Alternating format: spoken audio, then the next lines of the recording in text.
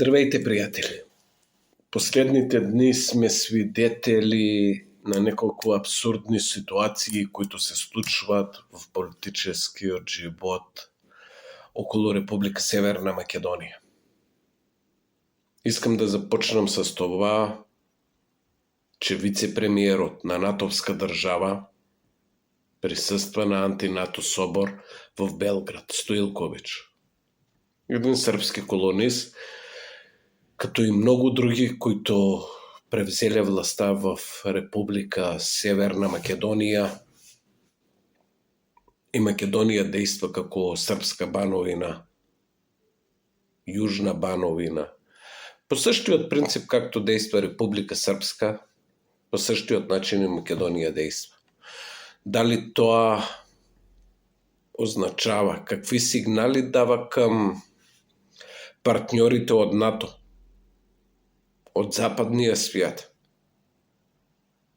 че Македонија не се управлява од Скопје, че Македонија се управлява од Белград. Протестите които младите хора в Македонија излезнаха, въпреки че се заглушавани тие протести се масови. Под насловот кој е следващия. Тоа е јасно, че Македонија треба апсолютно целосно да промени својот систем на мачкање на сичкото. Таа држава треба да се преструктурира од основи за да може да има бъдеште. Во противен случај Македонија врви кам самоуништожение. Сичко е само въпрос на време. Болно жалко тоа което се случва од татака, ама това е факт. И треба властоимаштите во Скопје да го разберат, че така повише не може. А за бъдештето на Северна Македонија како стабилен партньор на западниот свет више е поставено под въпрос. Тоа, че премиера на Северна Македонија врви по посолствата и објаснява как за неколку месеца новата администрација на президента Тръп штела да му реши проблема с Българија, е пълен абсурд. Тоа е просто приказка за малки деца. Онија ден видехме дека американскиот посланик во Скопје, којто е излезна с призив за поддршка на протестите които се. Има и уште ред други сигнали. В момента кога целиот Балкан се тресе од протести, режима на Вучич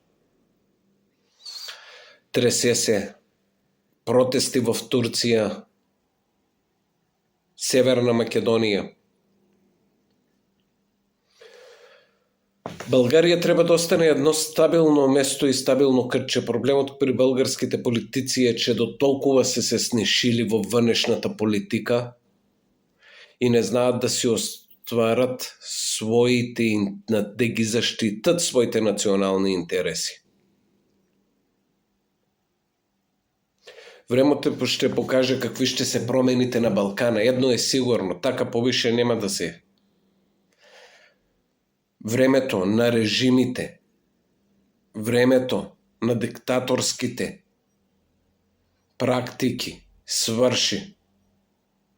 И Западните Балкани заслужават едно ново светло бъдеще в западниот цивилизован свет.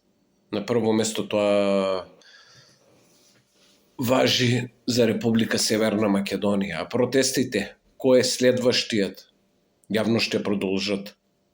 И да се надјаваме дека Северна Македонија ќе тргне по правилниот пат, а тие изблици